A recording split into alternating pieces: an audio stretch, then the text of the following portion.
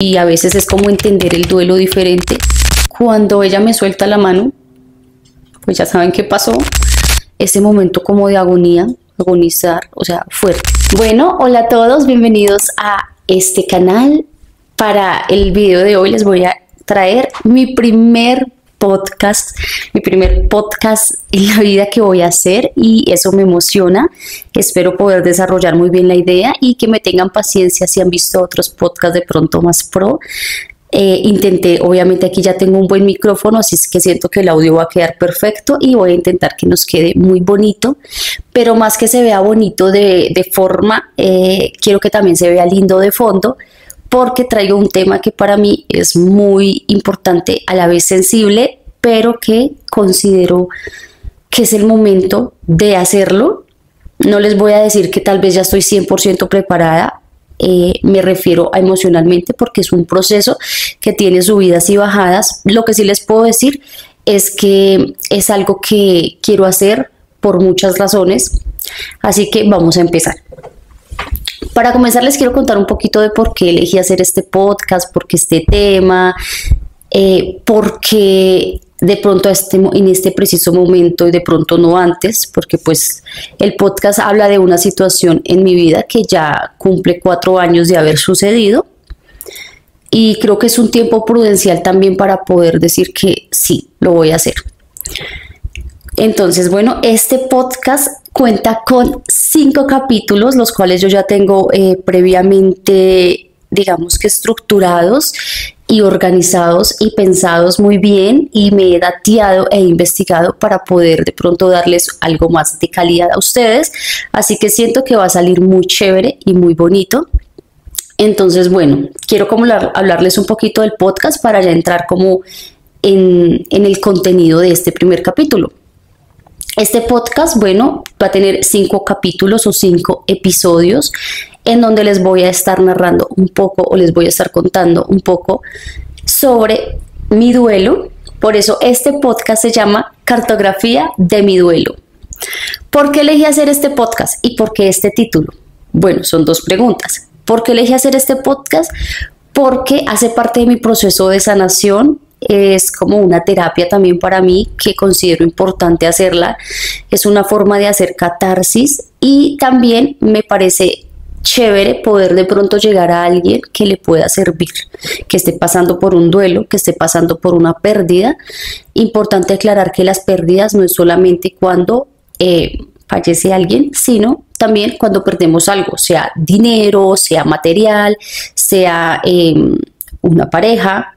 Entonces, lo que pasa es que todos los duelos se viven diferente, entonces quiero como hablarles un poquito de eso en el desarrollo de estos próximos podcasts. El umbral de dolor es diferente, la sensación también, pero a la larga tal vez todos, no digamos tal vez, yo siento que todas las personas hemos vivido algún tipo de duelo, tal vez de una forma diferente, sí, con una sensación diferente también, pero lo hemos pasado. Entonces aquí les quiero compartir un poco de eso, de esas etapas del duelo, de esos procesos como de sanación. Entonces como que vamos a ir obviamente por partes, no lo vamos a lanzar todo así, porque la idea es que nos quede la información y que pueda ser algo también útil. Ahora también siento que me considero una persona idónea para hablar de este tema, porque lo estoy viviendo en carne propia, y porque creo que tengo algunas herramientas que pueden ser útiles para otras personas. Debo aclarar que también lo voy a hacer desde mi experiencia personal de vida, así que espero pues como que eso sea muy entendido, muy claro de que va a ser desde mi experiencia personal, ¿no? Bueno, entonces este podcast, como les venía diciendo, pues es Cartografía de mi duelo, y en este primer capítulo, ya para entrar un poquito más en el contexto de lo que vamos a hablar y de este primer episodio, les voy a contar un poquito de el día que me enteré que mi madre fue diagnosticada de ELA. Para mí ahí inicia el duelo, para mí. Yo tengo 3 hermanas más que muy posiblemente para ellas inició antes, porque nosotros unos años atrás ya veíamos como ciertas cosas que evidenciábamos que no eran de pronto normales, o sea, que no eran como lo que siempre habíamos visto en mi madre. Pero para mí inicia ese día, ya les voy a contar por qué, pero si los quiero poner en contexto, esto sucedió hace 4 años atrás, más específicamente en el año 2019, más o menos, para ser más específica, nos enteramos en enero del año 2019, si no estoy mal, nos enteramos de ese diagnóstico, pero años atrás, más o menos 3, 4 años más o menos, nosotros ya veíamos cosas que sentíamos que no, que pues no, pero lo asociábamos a otras cosas que ella sí había tenido también, como diabetes, como otro tipo de enfermedades que ella había tenido, pero pues que había logrado superar y que en exámenes se veía que estaba bien, pero no entendíamos por qué tenía ciertos estados y como ciertos como hallazgos, digámoslo de esa manera, que presentaba en su cuerpo y no lo entendíamos y nunca habíamos tenido ese diagnóstico. Entonces, bueno, ¿cómo cuáles? Para los que no saben, ELA es una enfermedad terminal que no tiene cura, por lo menos hasta el día de hoy. Tiene tratamientos, terapias, pero la persona puede llegar a un estado pues de terminal como tal por esta enfermedad, por este diagnóstico. Entonces, la esclerosis lateral amiotrófica, que es la ELA, presenta como, bueno, hay muchos síntomas, yo no les voy a hablar aquí 100% en detalle porque no soy médico, sí obviamente lo investigué y pues lo vi presencialmente porque mi madre fue diagnosticada en ese año de esa enfermedad.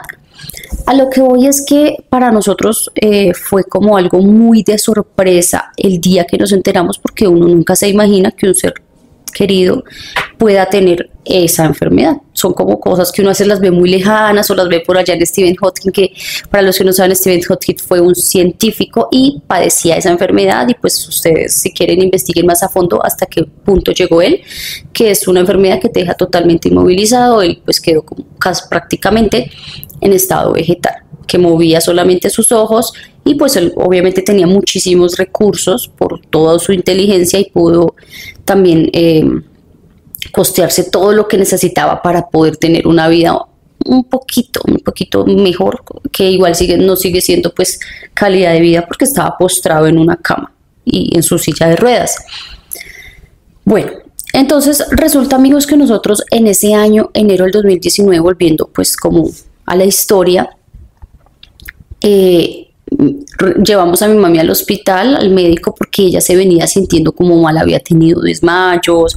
Nosotros pues evidenciamos como cosas en ella, debilidad y movimientos involuntarios en su cuerpo, que son como síntomas de la ELA. Miren todos los síntomas que tiene como tal esa enfermedad. Entonces, bueno, nosotros evidenciamos muchas cosas, que ella se sentía mal y la llevamos al... Y una de las principales es que ya sus últimos años ya no podía comer bien. Ella se atoraba con facilidad y no podía comer bien porque tenía algo que se llama disfalgia. Entonces eso es como más o menos que acá en la garganta no baja el alimento bien, no lo degluye. O sea, el alimento se va degluyendo mientras uno lo muerde y lo va pasando por todo el sistema digestivo, hace su proceso de digestión. Pues eso no pasaba. ¿Por qué? Porque nosotros estamos compuestos por músculos, nuestro cuerpo son músculos, el corazón, o sea, no solo los brazos, todo nuestro cuerpo tiene músculos, la lengua es un músculo, todo es un músculo. Entonces ella, el músculo que se encargaba de hacer ese proceso de deglución, ya estaba perdiendo su funcionalidad. La ELA genera es degenerativa también, tus músculos se atrofian y dejan de funcionar, literal, dejan de funcionar. Entonces era algo que ella tenía, pero no sabíamos por qué, o sea, nunca nos habían dado una razón, un diagnóstico.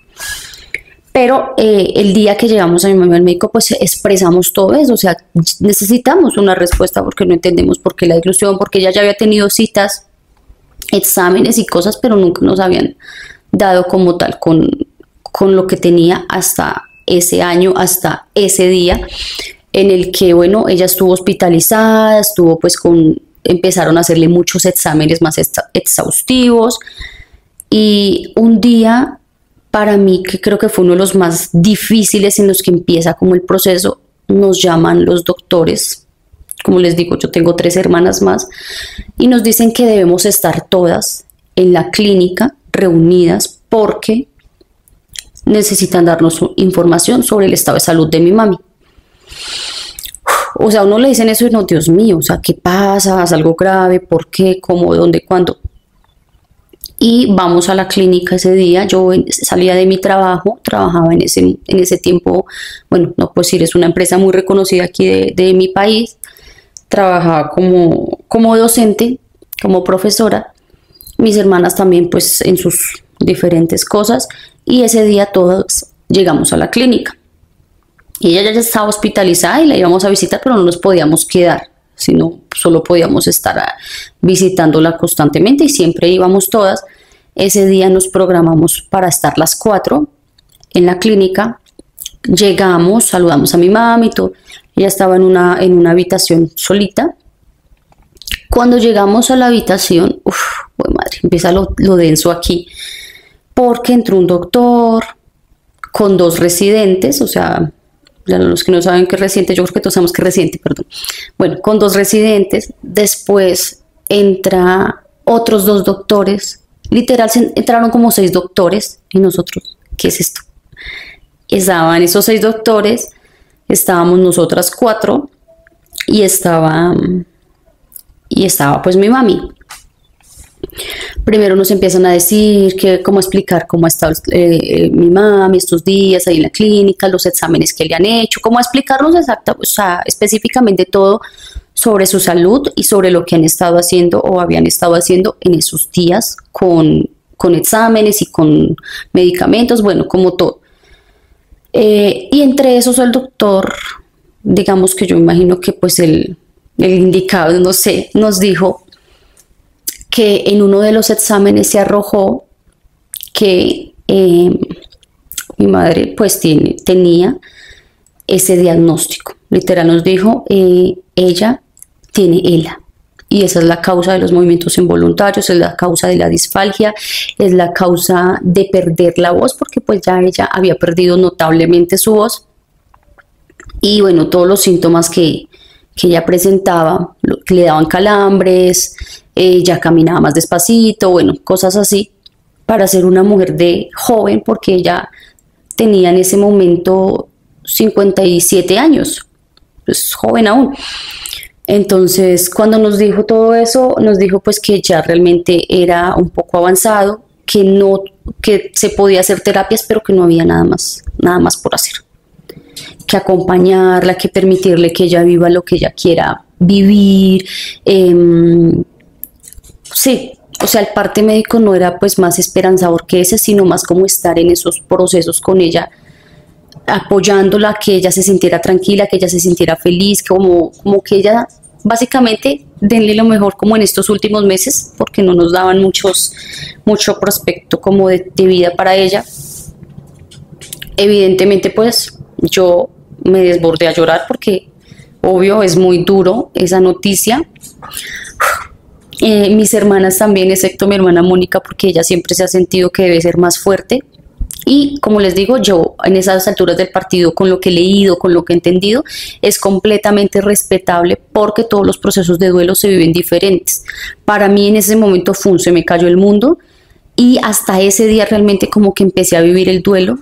Mis hermanas después me confiesan que ellas sí lo estaban viviendo un tiempo atrás porque veían y sabían que algo no estaba bien. Y yo, aunque lo veía, yo siempre dije, no, debe ser algo, o sea, me esperaba todo menos ese diagnóstico. Entonces siempre tenía como una actitud muy positiva de que iba a ser algo que íbamos a poder trabajar, que íbamos a poder, con tratamiento, con medicina, obviamente con la mano de Dios primeramente, iba a ser sana. No me esperaba eso. No me esperaba para nada eso, entonces estuve como en esa crisis. Obviamente para mi madre fue también muy duro, ella lo dijo que era como un baldado de agua fría para ella, y todos los doctores pues no, solamente nos miraron como, o sea, no sé, creo que para los médicos, por más estudio que tengan, por más sabiduría, siempre es difícil dar esas noticias y siempre es difícil saber cómo reaccionar ante la familia. Y pues para nosotras 4 que amamos a nuestra madre de una manera inimaginable fue durísimo, o sea, fue durísimo. Entonces ahí puedo decirles, amigos, que inicia mi duelo y todavía me duele, o sea, y siempre siento que me va a doler, solamente que en mis etapas del duelo lo he podido ir como procesando y asimilando. Ahora es muy importante entender que el duelo no es lineal. Yo hay días que digo, sí, ya, ella está en un lugar mejor, no llegó a un mal término, ya tan, y después me retrocedo, y así voy. Entonces es como un ir y venir, no es para nada lineal. Puedes un día sentirte muy superado, muy sanado, y de un momento a otro te viene un recuerdo, una situación, un pensamiento, y tú devolverte a la etapa de la negación, o incluso de no aceptarlo, de no como asimilarlo. Entonces así va el duelo, así va mi proceso. Y ya para concluirles con este primer episodio, porque este primer episodio va a ser solamente narrar esa experiencia, cómo la viví y qué fue lo que pasó como tal. Bueno, cuando ya mi madre se enteró de eso y todos nos enteramos, pues sí fue muy duro. Ya a los días le dieron de salida y nosotros como que entramos. Yo la verdad, aunque lo entendí, siento que seguía en negación, y tal vez mis hermanas también. Nosotros somos creyentes en Dios, entonces igual sabíamos que podía haber un milagro, una sanidad divina. Entonces, aunque yo entendía ese diagnóstico y habíamos leído mucho sobre eso, no sabíamos tanto, obviamente, porque eso es nuevo para nosotros, pero al transcurso de los días empezamos como a leer, a empaparnos si que era como tal esa enfermedad. Nosotros con los días como que también dijimos, no, vamos a apoyarla, va a estar bien, vamos a darle la mejor energía, Dios la puede sanar, Dios puede hacer un milagro. También tenemos que aferrarnos porque hemos tenido también situaciones muy cercanas, como el caso de mi papi, que tuvo cáncer de colon y fue sano, literal fue sano, amigos. Eso es un testimonio que me gustaría decírselos ya como en otro videito. Pero bueno, entonces como que también sabíamos y nos apegábamos a las cosas de Dios y a la mano de Dios. Entonces esa era como un aliciente para nosotros de decir, no nos vamos a derrumbar, y por ella tenemos que también estar firmes. Aunque yo también a veces en algunos momentos me daban los bajonazos, y sin que ella se diera cuenta y sin que el mundo se diera cuenta, lloraba mucho, me encerraba al baño y lloraba. Yo, Dios mío, ¿qué es esto? Porque a veces uno también se pone a leer sobre eso y es muy doloroso y es una enfermedad muy dura, es triste, o sea, llegar a un punto de no poderte mover. Pero mi madre no estaba en ese punto, y gracias a Dios nunca llegó a ese punto, desde el día que nos enteramos hasta el día que ella se fue de este ámbito terrenal. Lo vamos a decir así para no decir la otra palabra, porque ya ustedes saben que el tema de las palabras aquí en YouTube. Entonces, desde el día que ella se fue de este ámbito terrenal hasta ese momento, desde el día que nos enteramos hasta ese día que ella se fue de este ámbito terrenal, no llegó a ese nivel de quedar en un estado de vegetal o postrada, no pasó. Y eso se lo agradezco enormemente a Dios, porque también siento que, bueno, en medio de todo está esa misericordia y está ese entender de que así es la vida humana, de que tenemos ese proceso en que tenemos que nacer, vivir, pero podemos llegar también al punto de también tenernos que ir. Y a veces es como entender el duelo diferente. Nosotros entendemos el duelo como perder y como algo malo siempre, porque se ha asociado que perder es malo, que si perdemos el examen es malo, que si perdemos el año es malo. Y de eso también habla mucho este libro que he estado leyendo, que me ha ayudado muchísimo en mi proceso emocional, y es eso, es ver las pérdidas de una manera también diferente, porque pues de cierta manera todos perdemos en algún momento algo. Y bueno, ya para irle cerrando un poquito la historia de mi mami, porque me fui por otro lado, en ese momento, bueno, nos enteramos, pero ella tomó la decisión que ella se quería ir de la ciudad, que ella quería vivir en un campo, que ella no quería como someterse a miles de cosas médicas que ya le habían dicho que era solamente como por postergarle un poco días. Entonces ella, bueno, le llegó un dinero y tomó la decisión de irse a un pueblo. Yo me fui con ella, renuncié a mi trabajo, me fui con mi esposo. Creo que esa historia se las he contado. Era como pronto la más, de mis 4 hermanas, era de pronto la que se me podía facilitar más acompañarla, porque ellas tienen sus hijos en colegios. Entonces era mover todos los tiempos de los hijos, de sus hogares que ya estaban mucho más consolidados. Yo llevaba apenas unos meses de casada cuando sucedió eso.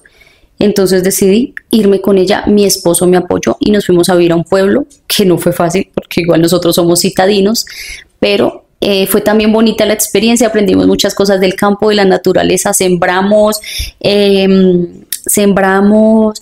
tuvimos animalitos, tuvimos gallinas, tuvimos patos, bueno, fue como fue un aire lindo y fue algo que ella quería vivir porque pues mi mami sí fue mujer de campo y quería como vivir esa etapa porque tuvo toda su vida en la ciudad después de que pues ya se vino del campo a la ciudad, entonces ella quería como retornar a esas experiencias lindas que tuvo en su infancia y la acompañamos. Ella ya tuvo su casita de campo, sembró, tuvo sus animalitos, vivió toda esa etapa, que el fogón de leña, nosotros allá también en lo que pudimos, clima caliente, o sea, fueron unos cambios súper drásticos. Y algo que me llevó es que ella me dijo que ella fue muy feliz allá y que yo pude ser la hija que pude estar con ella hasta el último día. O sea, mis hermanas obviamente estaban, porque ellas siempre llamaban, muy pendientes de ella, pero yo estuve en cuerpo y en mente, y yo digo que en alma con ella ahí. Y bueno, para el tema del año 2020, más o menos para el mes de septiembre, recuerden que esto que les conté nos enteramos en el año 2019, en septiembre del 2020, bueno, fue casi a principios del 2020 porque fue en enero, amigos, ahí les dije mal, fue en enero del 2020 y en septiembre estaba el tema de la pandemia terrible y mi mami se empezó a enfermar, no sabemos exactamente si fue COVID, nosotros pensamos que no, pero puede que sí, y ella empezó con mucho malestar de tos, como fiebre, decaimiento, tuvo una semana que yo les dije a mis hermanas, no, vénganse porque mi mami está muy mal. O sea, yo llevaba una semana con ella intentando pues hacerle todos los remedios a Dios por haber, pero ya se nos desmayaba, ya no se quería levantar de la cama, no estaba comiendo para nada, bien, muy poco. Todas mis hermanas se fueron para allá, mis otras pues 3 hermanas se fueron para allá y al cabo de una semana ella estuvo mal. Todas intentábamos hacerle lo que pudimos, todas lo hicimos para que ella estuviera mejor, desde obviamente orar hasta intentar hacerle de pronto cosas medicinales, o sea, lo que pudiésemos, todo. La llevamos obviamente al hospital, de todo, pero pues en el hospital le dijeron, no, eso es por el COVID, allá en el pueblo los tratamientos no son los mismos. Estuvo también en una ciudad un poquito más grande, cercana al pueblo, estuvo hospitalizada, le dieron salida, ahí vivió una experiencia sobrenatural que se las contaré como en otro video. Si les gustaría saberla, es muy chévere, es una experiencia que mi mami vivió y nos alcanzó a contar. Durante esos días mi mami como que dejó muchas cosas organizadas, yo creo que ella ya presentía también. Y al cabo más o menos de 2 semanas, yo creo, de mis hermanas estar allá, la última semana se puso así tan mal que pues nos teníamos que turnar para cuidarla. Ella estaba teniendo oxígeno por momentos y un día una de mis hermanas que estaba haciendo guardia, porque nos turnábamos para estar pendientes de ella durante la noche, ese día le correspondía a mi hermana Mónica con su esposo. Y recuerdo mucho que ese día ella nos llama, como, no sé, medianoche serían, que ya estaba muy mal. Todas nos hicimos alrededor de la cama y ya prácticamente ella estaba agonizando. Uf, ese día fue muy duro, amigos, ese día yo sentí que moría porque es como ese entender que ya está pasando y que tú no estás preparado para que eso pase. Nunca vas a estar preparado, pero es durísimo. Y todas estábamos alrededor de la cama y yo recuerdo mucho que yo una vez le había dicho a mi mami que iba a estar con ella hasta el fin, pero yo no quería estar ahí porque era como que yo quería evadir la situación y evadir la realidad y no estar ese día, no quería estar porque sentía que obviamente me dolía el alma. Y todas alrededor de la cama, yo recuerdo a mi hermana Adriana decirle, tranquila, madre, descansa, con dolor se lo decía. Todas estábamos ahí, madre, te queremos, te amamos, yo también le dije que la amaba. Y le tomé su mano y ya ella empezó a agonizar como tal. Y cuando ella me suelta la mano, pues ya saben qué pasó. Todas obviamente lloramos, nos tendimos a llorar, lo lindo de pronto en medio de todo es que ella estaba con todas, o sea que estuvo rodeada de todas sus hijas y pues que ella pudo sentir ese apoyo y ese acompañamiento en ese último día, en ese tránsito de la vida.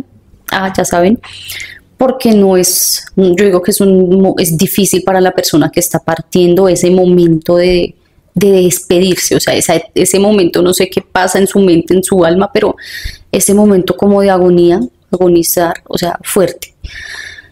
Y sí, amigos, ese día la dejamos ir.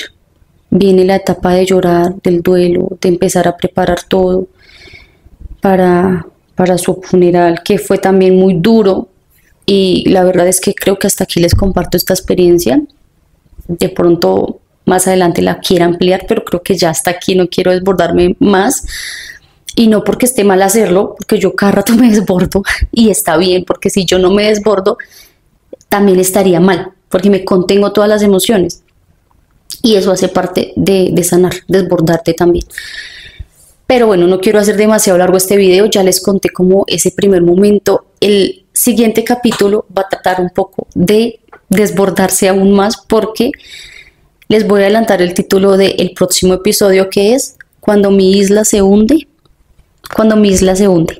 Les voy a narrar algo tan bonito que yo creo que les va a encantar mucho, el capítulo 2, y es la continuidad de ese proceso de duelo. Entonces ahí les voy a decir cuando mi isla se hunde, y voy a hablarles un poquito de las etapas del duelo en el capítulo número 2 o en el episodio, digámosles episodios más bien, como en el episodio número 2.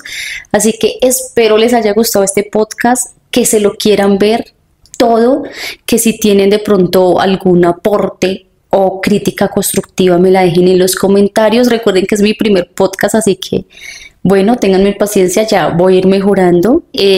Como les decía, este podcast solo tiene 5 capítulos y con mi esposo también queremos hacer ya podcast de parejas. Pero este podcast pues lo hago yo porque es como mi catarsis, es como mi historia, entonces pues no aplica que haya alguien más, y quería también hacerles como este contenido, así que espero les haya gustado muchísimo, que quieran seguirnos en todas las redes. Aparecemos como Pochis, en Facebook y en YouTube Pochis, en TikTok y en Instagram estamos como Pochis7. Que se suscriban y gracias por ver, espero les haya gustado y nos vemos en un próximo podcast. Bye bye.